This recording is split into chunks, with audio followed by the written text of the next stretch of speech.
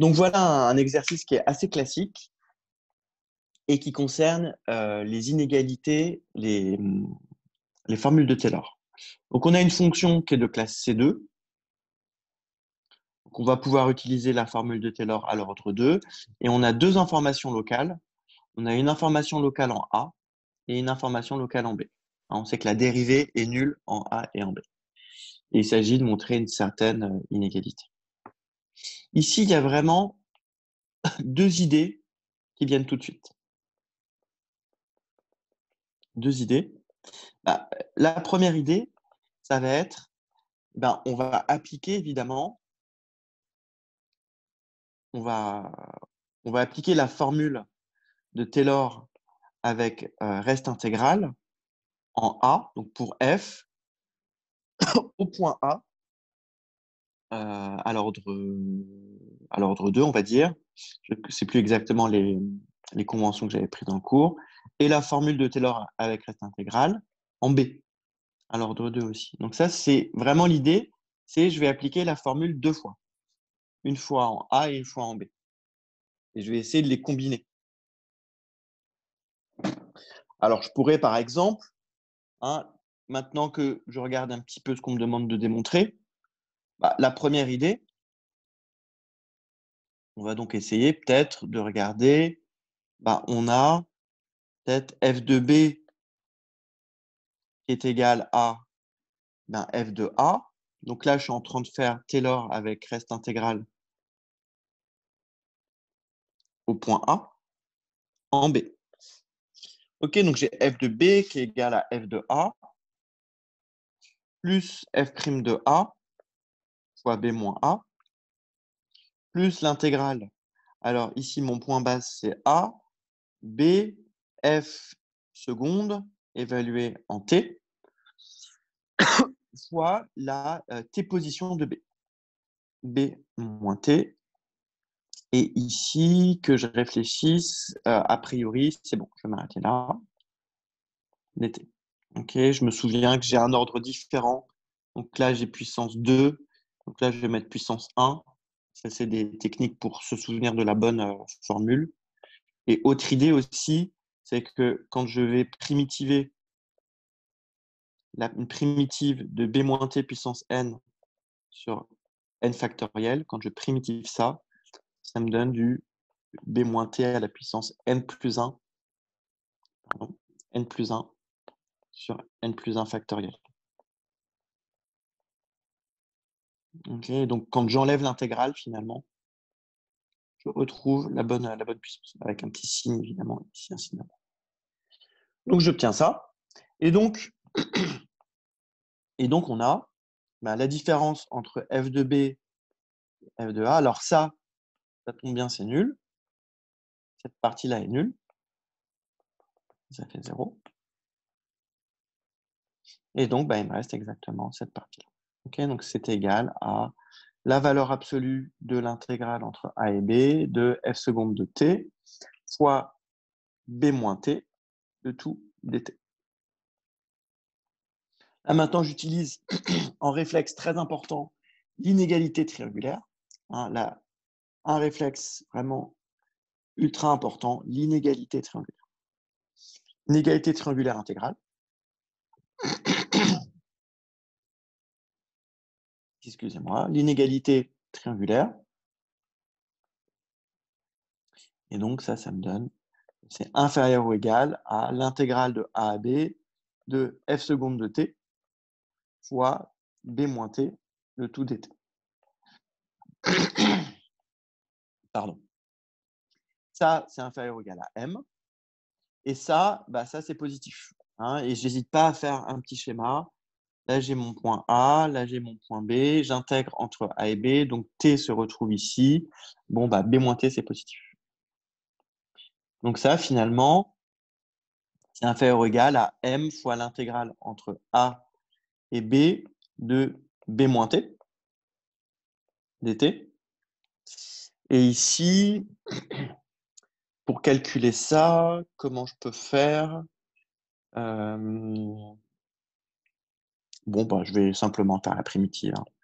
Donc ici, c'est fois la primitive Je ne voulais pas mon signe moins. Et là, j'utilise les techniques que je vous ai données en cours. Ça, je vais me le mettre en petit réflexe B-T sur 2 au carré.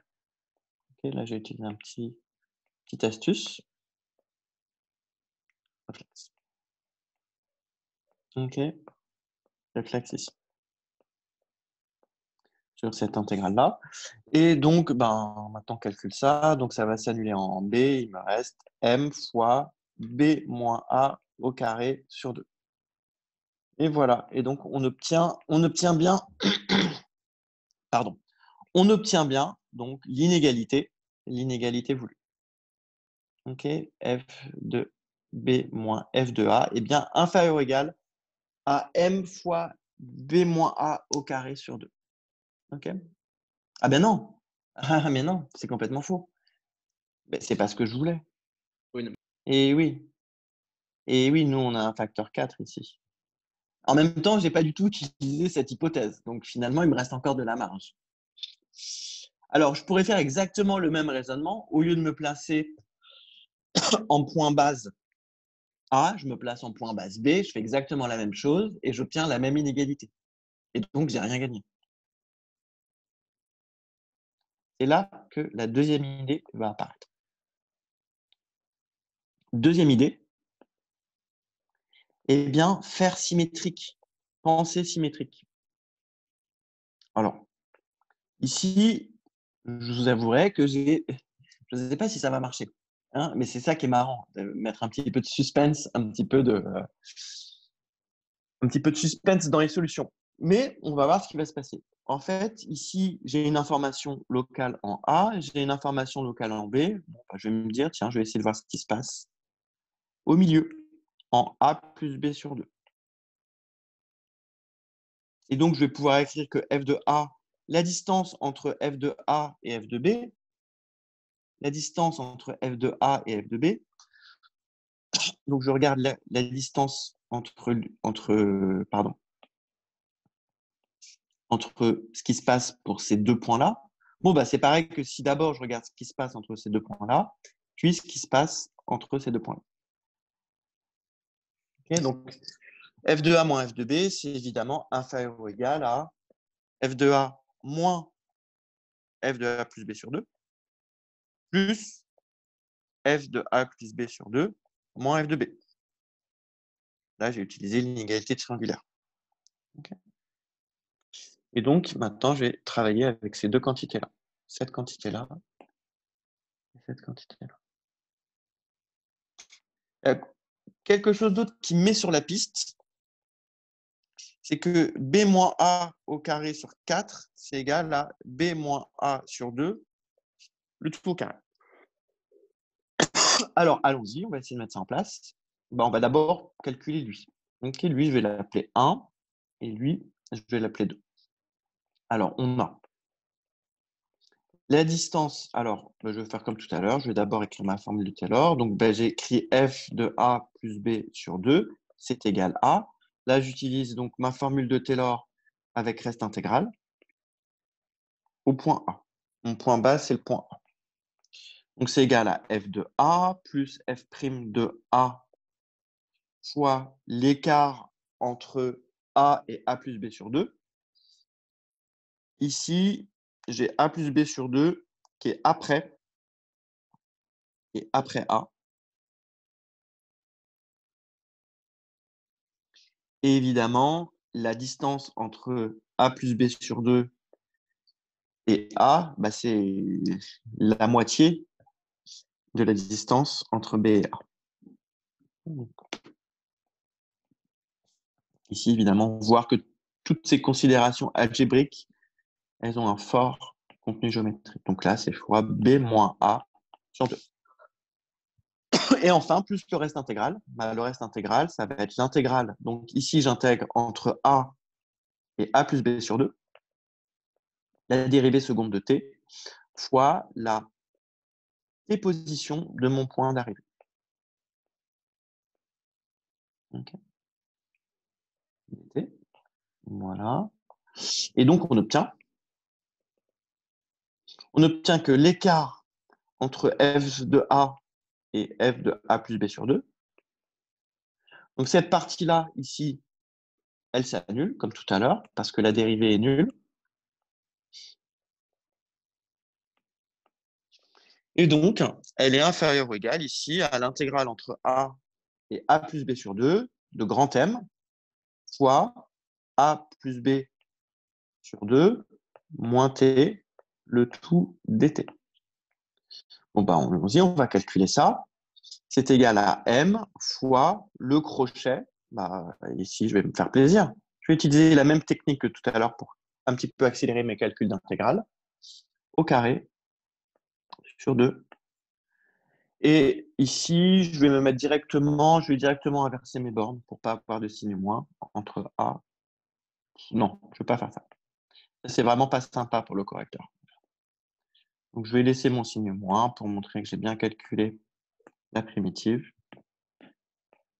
Et je calcule le crochet entre A et A plus B sur 2. Évidemment, la valeur en A plus B sur 2 est nulle. Et donc, ça me fait A facteur de l'écart entre A plus B sur 2 et A au carré. Le tout divisé par 2. Ah oui, mais zut, du coup, je retrouve un facteur 2 en trop, c'est bizarre. Ça. Bon, ici, évidemment, l'écart entre A plus B sur 2 et A, c'est l'écart entre le milieu et le point, c'est là, c'est le rayon. Donc ça, c'est B moins A sur 2. Okay. Et donc, j'obtiens M fois B moins A sur 2 au carré, le tout sur 2. Et donc, j'obtiens même un facteur 8. Donc, j'ai même réussi à faire mieux que ce que l'exercice demandait. J'obtiens un inférieur ou égal à M fois B moins A au carré sur 8. Ah ben oui, mais non. Mais non, parce que ici, j'ai juste calculé la moitié.